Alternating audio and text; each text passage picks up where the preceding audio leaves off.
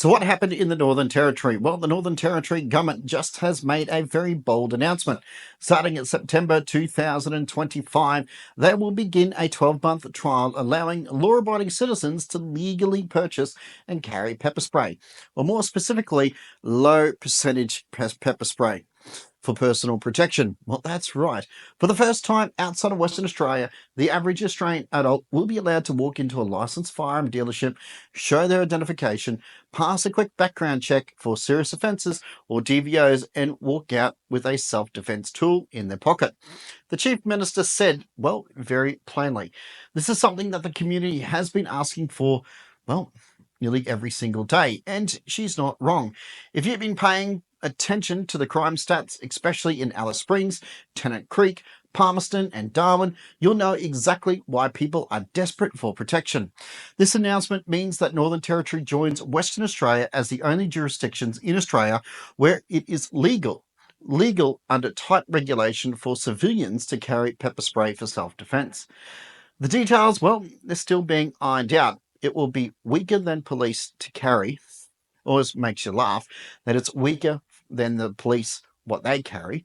You won't be allowed to buy it from just anywhere, and there will be very strict conditions and controls around its use, storage, and reporting. But in theory, and well, in the first time for many, many years, it actually sounds like a win for common sense.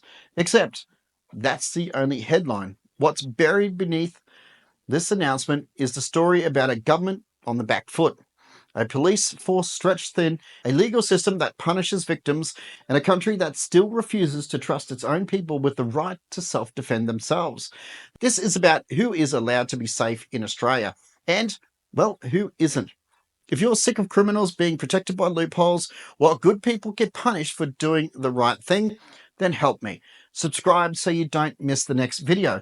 Become a channel member and help me create more videos just like this. And make sure you check out my merch store. Every shirt funds another message just like this. All right, so let's actually get into what you're actually meant to think. That finally, a government somewhere in this country has stood up and said, we get it, we get it. You deserve to be safe. You're meant to think that this trial means change is coming, that we are actually turning a corner, that public safety is finally back on the agenda. But let me just show you the other side. You're only getting this now because crime in Northern Territory is so out of control, they literally can't ignore it anymore. This isn't proactive policy. This is reactive panic dressed up as reform. And you're meant to think that this state is empowering you, but they're not. They're not at all. They're throwing you a bone because, well, the dam is cracking and the pressure is too much.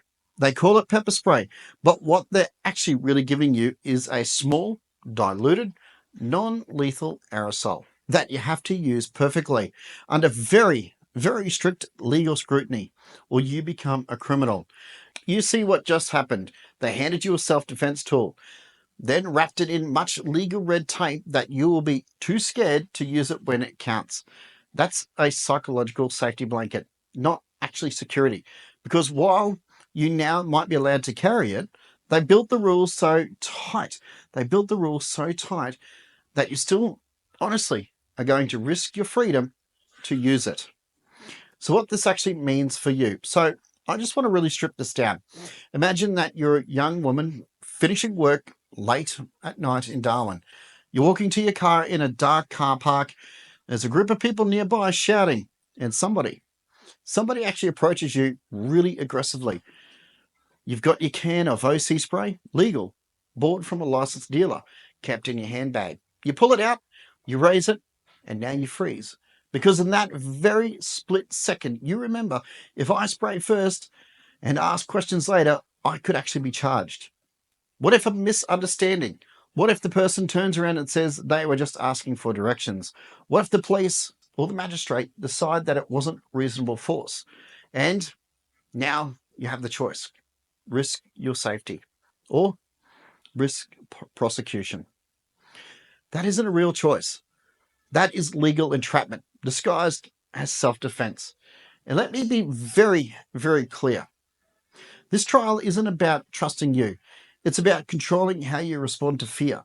It doesn't shift the balance of power. It just shifts the blame from the government onto you.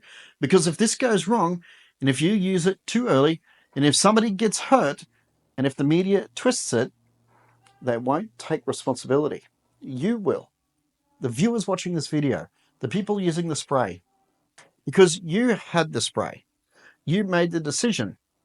You're the one who went too far. And that's exactly why the average Australian is still not actually safe, because our legal system still operates on the assumption that self-defense is suspicious, that acting to protect yourself, especially preemptively, makes you a threat. The broken foundation of self-defense in Australia, well, to understand why this trial changes less than it claims, you have to understand the architecture of Australian law and when it comes to self-defense. So let's honestly start with the basics in Australia. You can defend yourself, but only if the court agrees, that it was necessary, it was reasonable, and you didn't go too far. Sounds fine in theory, right? But in practice, that means that if you get attacked and you lose, you're a victim. If you get attacked and win, you might actually go to jail, because now it's not about what happened to you. It's about what a judge thinks that should have happened. And here is what that legal foundation actually looks like. You can't carry a knife for protection. You can't carry a taser. You can't carry pepper spray unless you live in Western Australia or Northern Territory and you jump through every hoop.